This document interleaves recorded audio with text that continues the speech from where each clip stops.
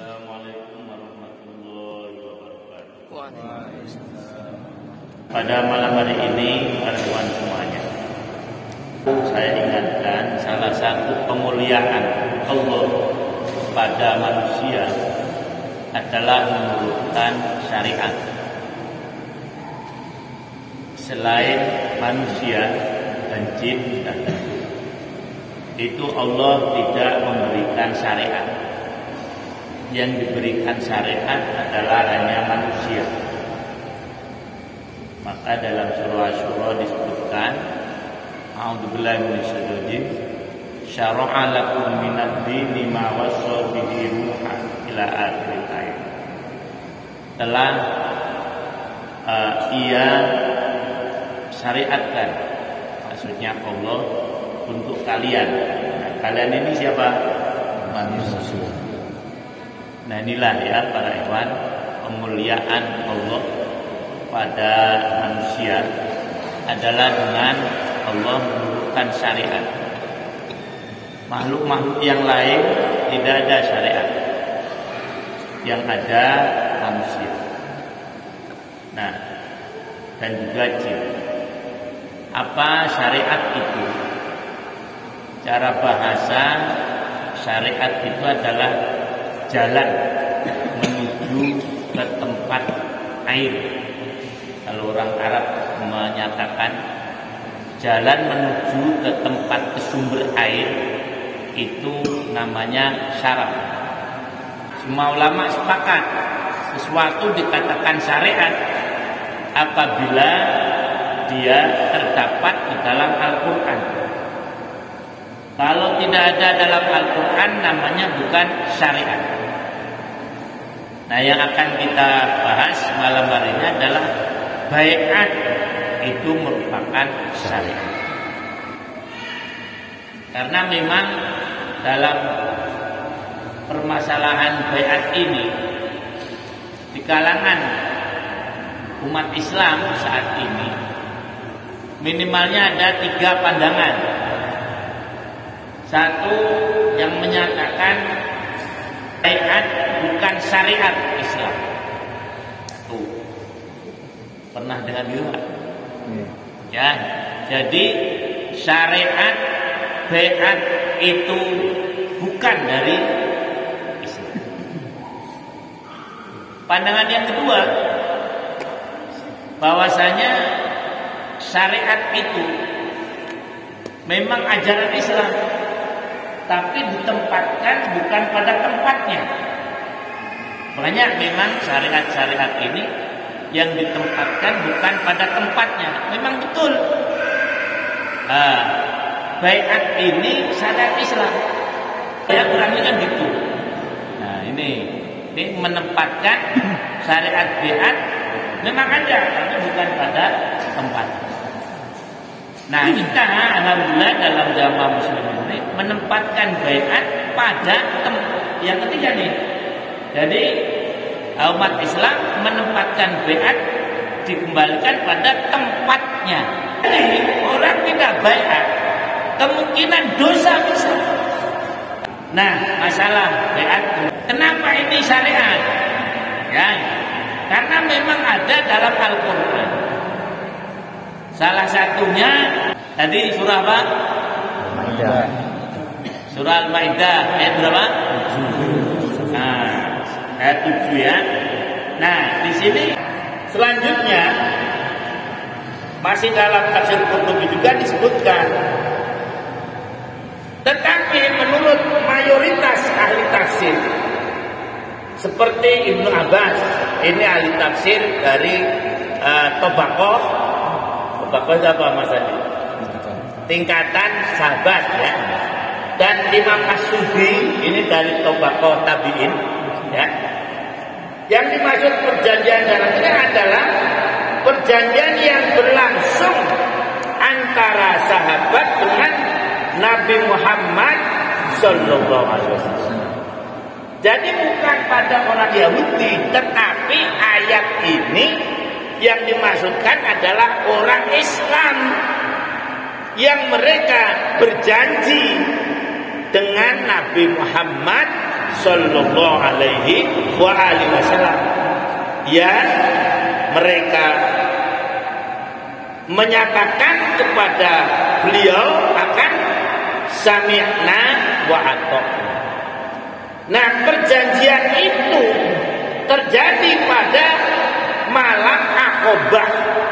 Satu, itu yang kemudian oleh para ulama disebut dengan Bai'atul Aqabah. Aqabah ini ada dua. Ada Bai'atul Aqabah yang pertama, ada Bai'atul Aqabah yang kedua. Nah, dan bai'at atau janji yang dilakukan di bawah pohon Samuro yang disandarkan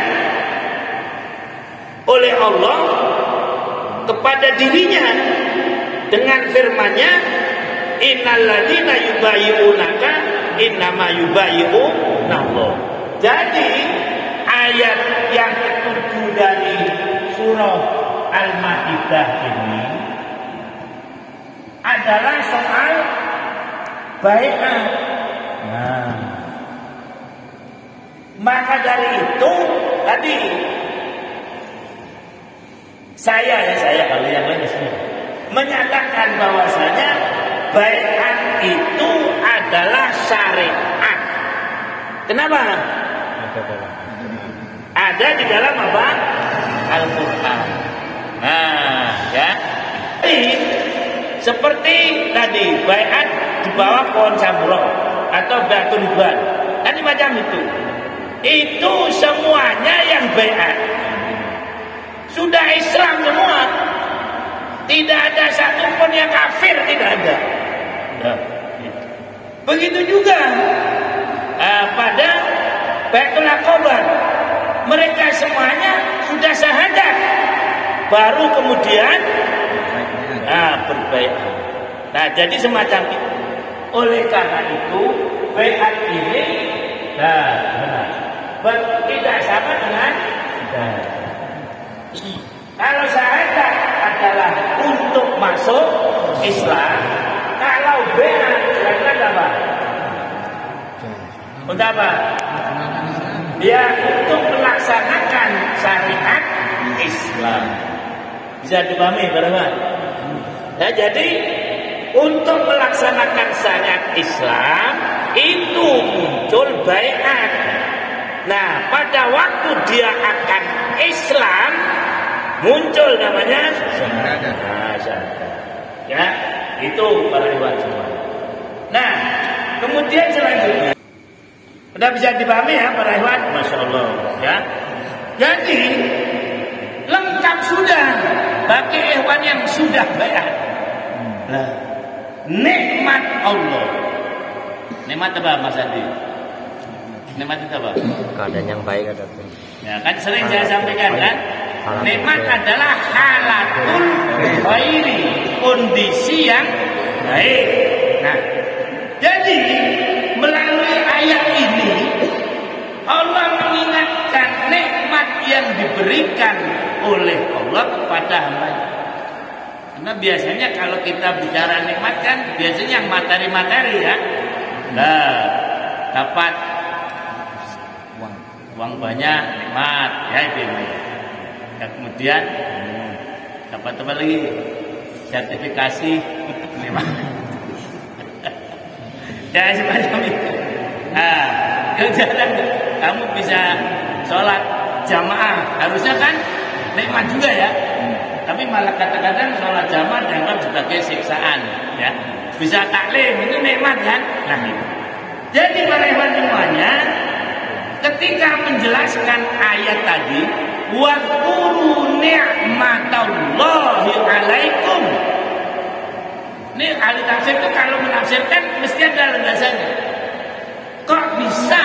Loh, Ibnu Katsir membawa ini kepada baiat. Loh gitu. Kan mesti nanya, loh ini kok kan nggak ada kalimat baiatnya di sini, jelas nggak ada. Kecuali kalau di tadi yang di surah Al-Fat tadi ya, innal ladzina yubayyi'unaka innama yubayyi'una Allah, jelas ada kalimat baiatnya. Atau di surah At-Taubah ya, innal Allah astara ila akhiri. Kemudian fastabshiru bi bai'ikumul ladzi bay'atum bi.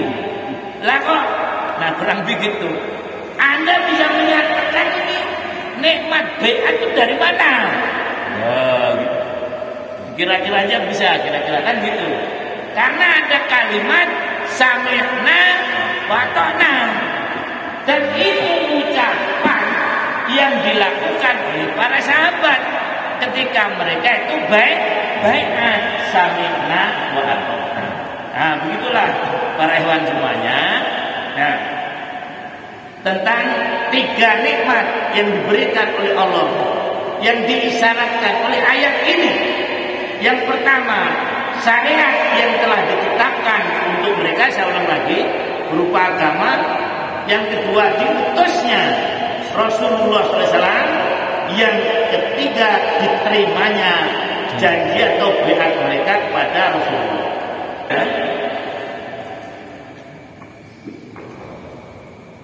Sementara Ibnu Katsir, kalau tadi Qurtubi ya, saya sebut duluan karena memang Qurtubi lebih dulu dari Ibnu Katsir, menyatakan melalui ayat ini Allah mengingatkan kepada hamba-hambanya yang beriman akan nikmat yang dilimpahkan kepada mereka. Apa nikmat yang dilimpahkan oleh Allah kepada mereka?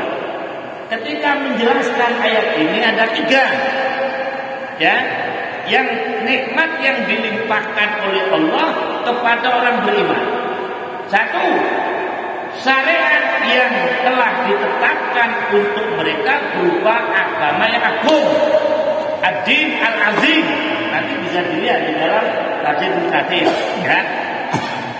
Yang kedua, diutusnya Rasul yang mulia, yaitu Nabi Muhammad SAW.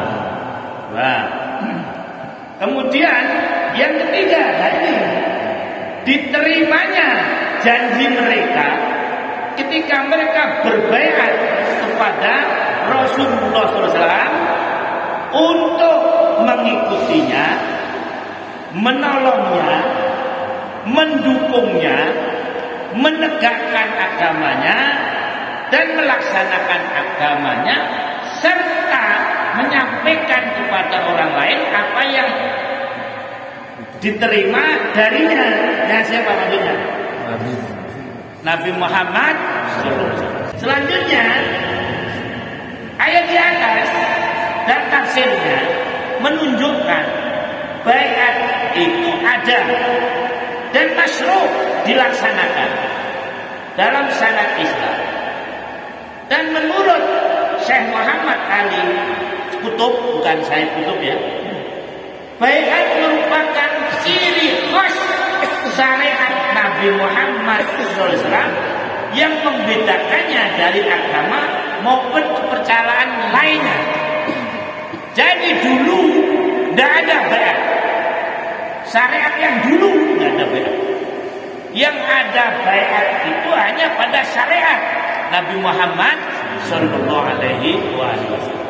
Ya, itu salah satu cirinya. Nah, sekarang secara historis baiat dilaksanakan pada tahun ke-12 dan 13 kenabian dalam peristiwa baiat Aqabah pertama dan kedua.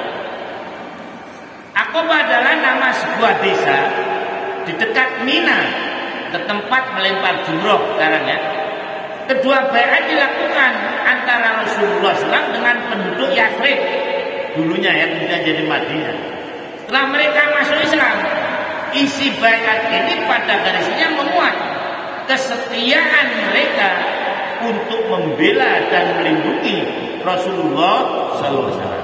Nah, kemudian para ikhwan, nah, karena memang baiat ini syariat Islam, oleh karena itu ada dampaknya bagi yang melakukan dan yang tidak melakukan. Hanya tidak menjadi pembeda antara dia itu kafir, dia itu apa? Muslim, gitu ya.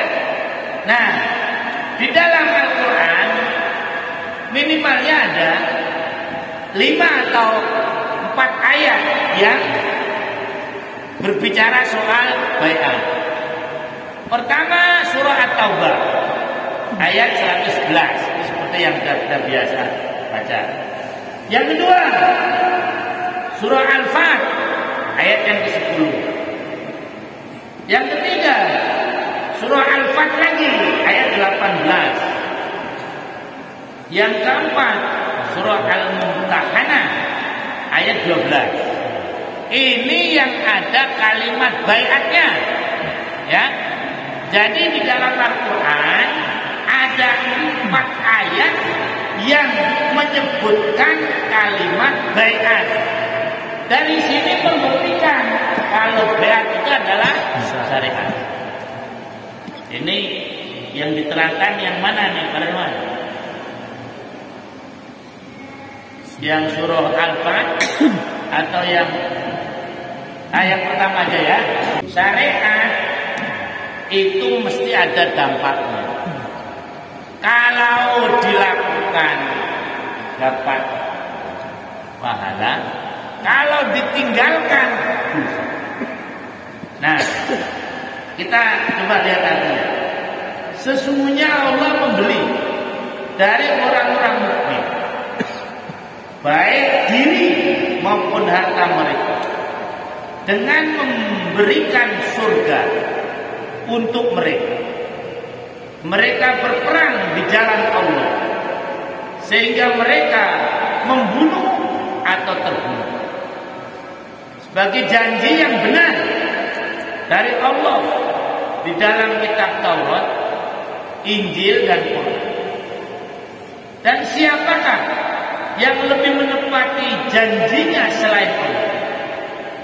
Maka bergembiralah dengan, nah ini kayaknya hilang, ya, jual beli kan, nah, jual beli yang telah kamu lakukan itu, dan demikian itulah kemenangan yang agung. Jadi kalimat bai'atnya hilang, padahal, nah, maka saya sebutkan sebetulnya ini kurang pas. Dilihat dari asbab nuzulnya. Jadi kalau saya melaksanakan kewajiban saya, apa yang saya dapatkan? Tapi laksanakan dulu kewajibannya. Jangan belum sudah apa yang kami dapatkan. Kemudian menjawab al-jannah, surga. Kemudian mereka berkata, dagangan yang sangat menguntungkan kamu tidak akan membatalkan dan tidak minta dibatalkan. Turun ayat itu. Jadi kalau ada sebagian orang menerjemahkan bai'at fastaqsiru bi bai'ikumul ladzi bay'atum bih tadi, hemat saya tidak salah-salah amat. Karena ini menggunakan bahasa dari Abdullah bin Rawahah. Ini dagangan yang menguntungkan. Maka disebut fastaqsiru bi bai'ikumul ladzi bay'atum. Tapi aslinya adalah soal apa? Bai'at. Itu maksud saya para hewan semuanya, ya. Nah, jadi tentang ayat bai'at kalau diurutkan, ya, pertama dari di surah Taubah. Nah, At-Taubah tadi. Nah, saya kira ini saja para hewan. Mudah-mudahan ya manfaatnya ya paling sedikit ya, dan lebih mendorong para hewan semuanya untuk bisa menepati bai'at. Demikian para hewan juga dapat bertanya. Assalamualaikum warahmatullahi wabarakatuh.